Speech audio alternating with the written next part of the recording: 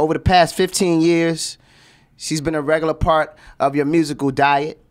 And I'm so proud and honored to have her in studio with us this evening, not only for an interview, but for a very special Love Lounge Life performance.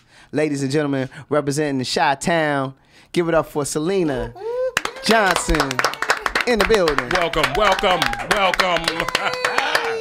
Welcome. Welcome to the Raheem Devon Show. Well, thanks for having me. This is really cool. How's the independent grind been for you? I know this is not your first independent album, No, right? this is the second. This is the second one. But the first one was like independent, like on some old Out your my pocket. money out my pocket. Yeah. Right. Yeah. But this album, Chapter 5 Underrated, is released from Shawnee Records, which is like a smaller label, but still independent. So it's kind of like me, independent, but help. Very, Like a little bit very, help. very hands-on. Very hands-on, and it's actually better. The checks looking bigger. Exactly. A lot bigger than those Jive record checks. nobody else is in no their pun pocket. intended. What job? Them jive turkeys. Them jive turkeys. Jive turkey That's jive. Yeah, so I mean, as I mentioned earlier, you know, the medical problems for singers, vocalists, that's probably a nightmare. Can you tell us a little bit about that? Like how much of the, you know, what did the surgery entail, and I guess like what were the benefits of it, and kind of like the fears, like, you know. Well, I actually did not have surgery. Okay. Actually, what happened was I did have vocal cord nodules, which is like calluses. I'm sure you already know this. Like your vocal cords are shaped like this, and so when you talk, they go like that. Okay. But if you holler, they go like this. It's a slap. Oh. Exactly. Ooh. So, and then of course that's like if you lift weights, you know, you get calluses on your hands without the gloves. So same thing with the vocal cords, and that's what happened. So I had to go on vocal rest and all this different type of stuff. And but I found out that it was the way that I was speaking that was kind of contributing to the problem and causing the vocal nodules. So I had to go through speech therapy for 2 years. And then I had to just keep being on vocal rest. I was still having problems. So I found out later when I went to another specialist, they gave me, I found out I had acid reflux, which is also contributing because, you know, it splashes up on your cords and it inflames, you know. So it's just been a whole thing. But I think that because I've changed my diet and now I'm really into nutrition and, you know, well-being and stuff like that, I think that's really helped me kind of like I'm getting it back. Just taking care of yourself. Just just taking care of yourself. Yeah, you know, just kind of help me. I'm getting back. It's not 100% like I would have I want, but it will be. Now, do the nodules go away, or they just get smaller? Just like you know, calluses on your hands, they just flatten out. You know, if you just do, you know, speak. So you don't have to moisturize them like your hands or nothing. You don't got to put no. You ain't got to eat no lotion. Swallow that to moisturize. You ain't got to drink no lotion.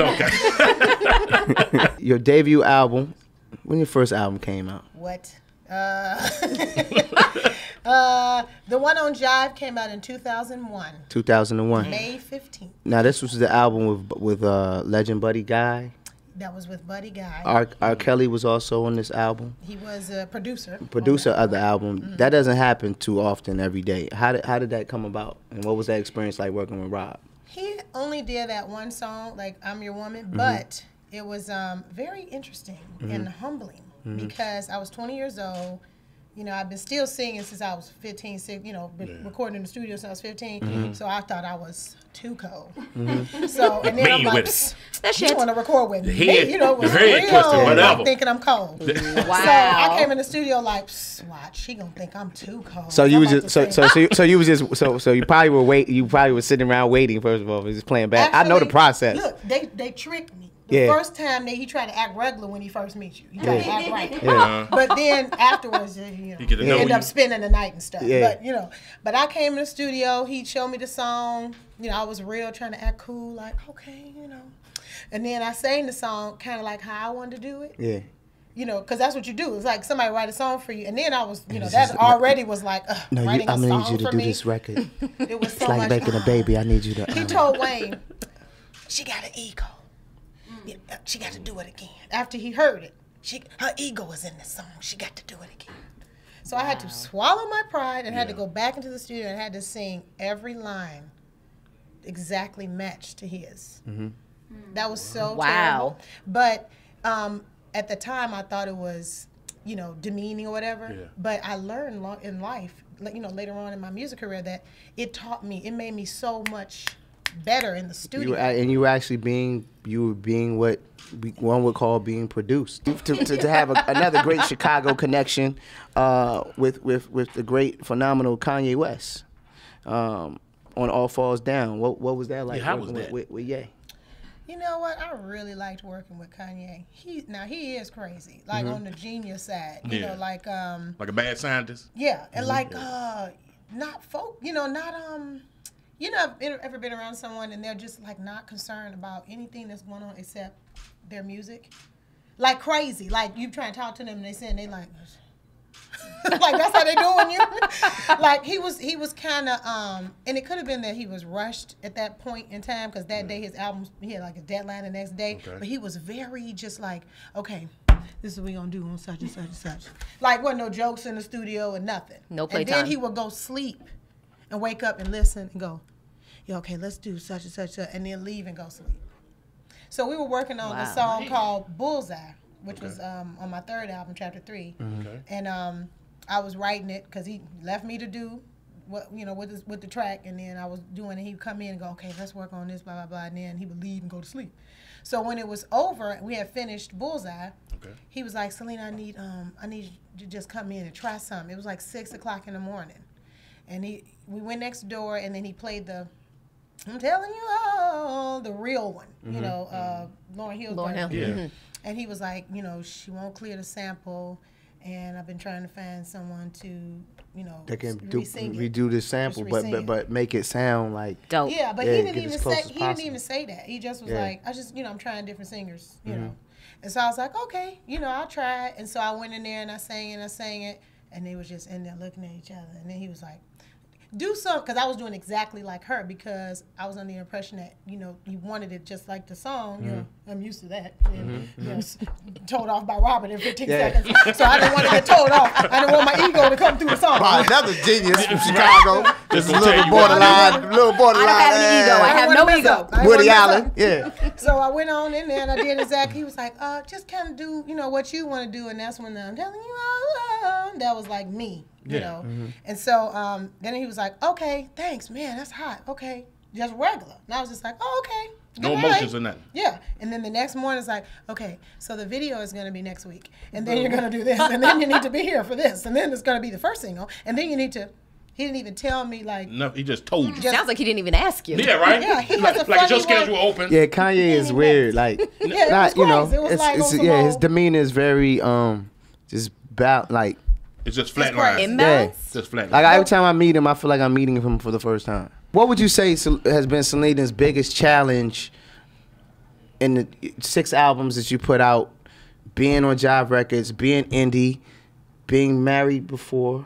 Yeah, this is my divorced, second marriage. Yeah, and now happily married again. Right over yeah, right on. Being, you know, becoming a mother in this business, being a black woman in this business. What has probably been maybe your top 3 challenges? Top 3. Okay. Or if you have, some people live with no regrets, some people have regrets. Do you have any regrets? That's a lot of questions, Raheem. I know, right?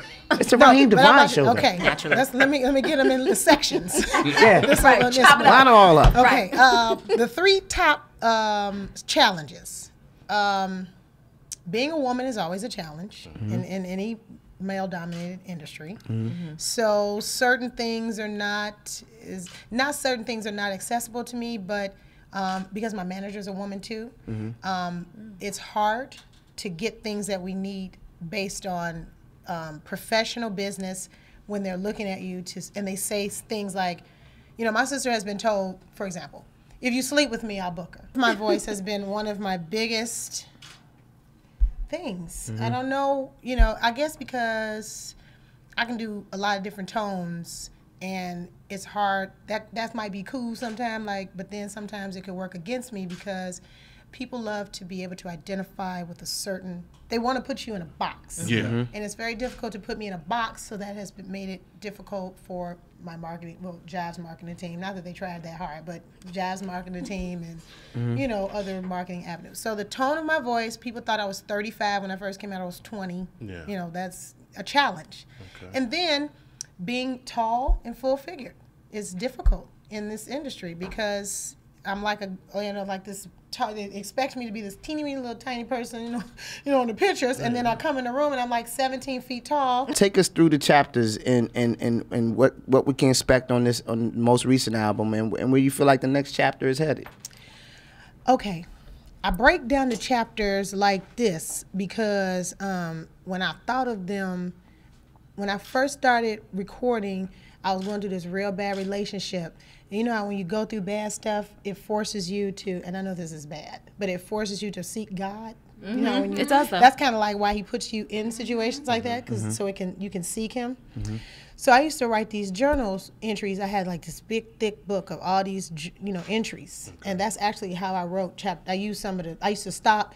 It was like I would write in my journal, and then I would stop in the middle of the journal, which is crazy, like in my own life, like my own self, and it would say pause it. it would say entry, and then I would do a poem that talked about my feelings, and I still got the books too, and I read them like, wow, this is good. But I use some of those for the songs.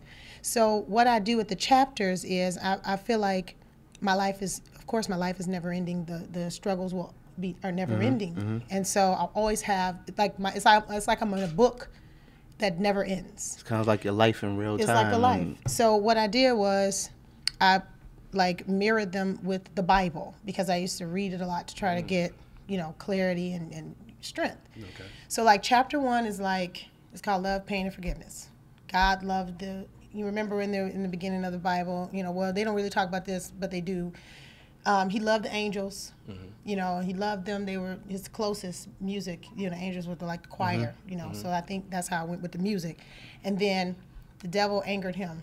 He casted him down. So it's love. He caused him pain. But then he forgave him. But you got to chill on earth. Forgiveness. So for all you idiots That's out there that dope. haven't figured it out, why we have so many challenges in music, is that legend has it, if the word is right, it is correct. Satan was the best. Satan was actually the angel and the director Yes, of he music. was. He So definitely he was. had wings before. So Wow. I mean, what great way to get to revolt and revenge against God, than to use your best talent. Thank you again for coming here and Yes, this was doing awesome. this interview, and we're looking forward to it. So let's make the transition. It's something you Cool. don't want to miss right now, live right here on the Raheem Devon Show. Syleena Johnson performing live. Keep it locked.